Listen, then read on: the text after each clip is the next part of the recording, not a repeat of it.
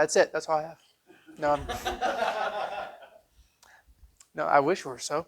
That was an example of a video business card. I'll talk about the video business card a little bit later in my presentation. How long was that, Tyson? That was about a little over 2.5 minutes. And that's the kind of the sweet spot that we try to carve a video business card down to, or make it a nice consumable chunk.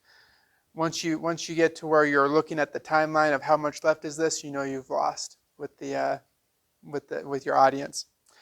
And I also started a video recording of my presentation as well, and I will explain why I did that at the end as well. So I'm going to start off with why I do what I do. I think that's the most important thing to ask. That's the first question that I ask. Whenever I do video interviews, you saw a good handful of interviews that I did in the video business card. That's the first question that I ask in interviewing, because I think that's the most important thing to ask an entrepreneur. I'm sure that everybody, being entrepreneurs, everybody in here is going to have a passion and a drive for what they do. And that is the most powerful thing to extract in an interview and convey in a video format. So for me, why I do what I do can be narrowed down to two things. First of all, it fulfills a creative need for me. Growing up, I was always the creative kid in school. I was always the one in the class drawing, sketching, like fantasy type stuff, dragons and things like that. Did writing, a little bit of poetry. I was always building, as a real little kid, I was building stuff with garbage. I was taking stuff out of the trash and taping it together and making things. I always had that drive to build things that did not exist before, and that's where my essence lies, is being a creative. The second thing that it fulfills for me is it gives me an opportunity to help others. I think that especially entrepreneurs, as I've said before, you guys have a drive, you have a passion, you have something that gets you up in the morning to continue to build within your own respective industries. And I love taking the chance to sit down with people and learn more about what drives them, and then using the tools at my disposal to help essentially advocate in a visual medium to help share your story and your passion with your audience on a visual format. What I do comes next. I caught myself in the shot of my cross camera, and I thought I'll make a cool looking behind the scenes photo. What I do, it can be summarized into, I build bridges between business owners and their target audience. So what does that look like? That can look like a number of different things. I've mentioned before in this group that it's hard for me to really put together a catalog of my services, because what I really strive to do is learn about your business and find solutions that are personal and customizable to your business. Something that I put together for you is not necessarily going to work for anybody else, and vice versa. But there are a couple of categories of videos that have commonly worked for a number of my clients, and there are things such as brand awareness videos, onboarding, new hire training videos, sales training or other kinds of training within your staff, company culture videos, educational courses that people can purchase online and go through pre-shot courses, as well as the video business card that we saw earlier today. That was my first video business card that I put together. I do plan on redoing it because my business is kind of, the reality of it has evolved, so I want to have an updated one to kind of more convey where I am now in my business and what I can offer for people. And then how I do what I do, I can summarize down to two things. First of all, how I do what I do, I think of two different kinds of video producers that you're going to run onto and that you're going to work with.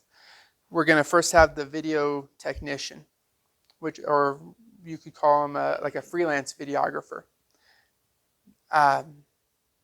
You hire him on, you meet with him, you tell him exactly what you want done, and he'll shoot the stuff you want him to shoot, you tell him to shoot, and he'll edit the things the way you tell him to do it, and he'll turn around and put a piece of video together, and he'll have, my mind is starting to slow down a little bit, but I'll tell you why that's an awesome thing later on, because I knew that this probably would happen.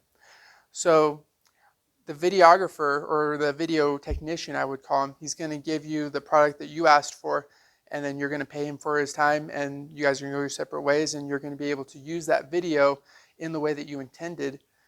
Not a bad thing. I still wear that hat from time to time, depending on the needs of the client, because it's not a bad transaction. It's not a bad business relationship. What I prefer to do as an alternative to that is to wear the hat of the video specialist. What I get to do as a video specialist, as I said before, is I get to sit down and actually learn about your business. And I get to learn about you personally, and I get to learn about what drives you and what your essence is in driving yourself in that business. And I want to learn about your company processes, your onboarding process, your hire training process, how you deal with commonly asked questions with your customers, as well as even learning things as minute as daily housekeeping tasks that you don't enjoy doing, that are very repetitive, but they need to get done, even though that they may not actually make you a lot of money initially. I want to find out those things, because from my perspective, I want to be able to determine how many of these things can be simplified with video, how many of these things could be automated with video.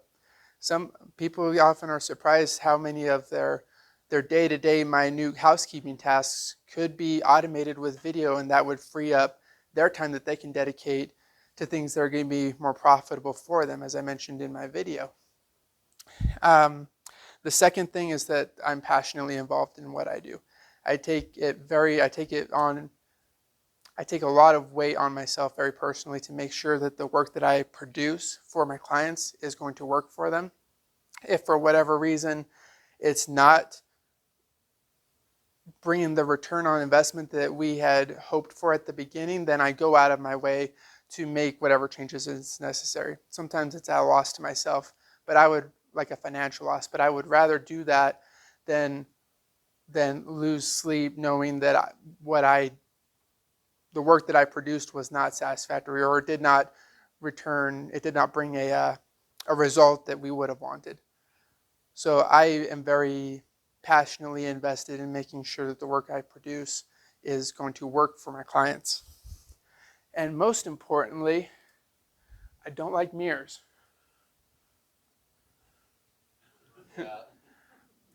Videographer's worst enemy.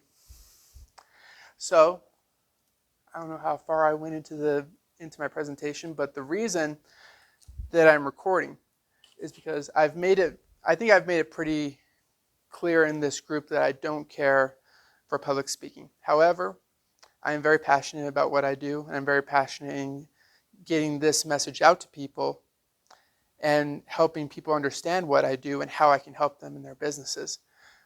So the benefit of recording the video, especially since we didn't have so much of a turnout with today's meeting, is that when I go home, I can throw the video online. If I did a fluent enough job with my presentation, I can just throw it online. If I stumbled through it, like I did a couple of times, I can edit it. I can edit out the parts where I had a brain fart, or I had my O's and my ums, and I can pull those pieces out, like what Mr. Dallimore said in my video, where he said I was able to take a lot of his fumbling around and stumbling and little mess ups, and the end product made him look like he owned the place and that he was professional, and he absolutely was in love with the final product that we provided for him. And I think that's what the power of video can do. So I can piece all that together, make it look amazing, put it online. I can go home and drink a Mountain Dew and deflate from the anxiety of preparing for and performing this presentation all the while, I am still vicariously or virtually continuing to share this message with my target audience in a, what's the term that I used,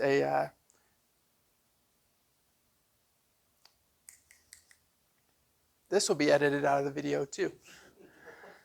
Omnipresent, that's the word that I was using. An omnipresent space, a space unbound by the limitations of space or time. I can be continuing to share this message with a virtually limitless audience while I am doing other things. It's the next best thing to cloning yourself, and I'm sure everybody in this room has wished that they could clone themselves at least one point in their business.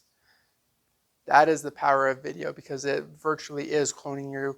It is giving you the chance to continue to push your brand, push your business while you're not even aware of it. So it's not going to suck me of any more anxiety as I share it with more of my target audience and push my brand, and hopefully get some interested parties as a result of it. That's the power of video, and that's why I love what I do. Thank you.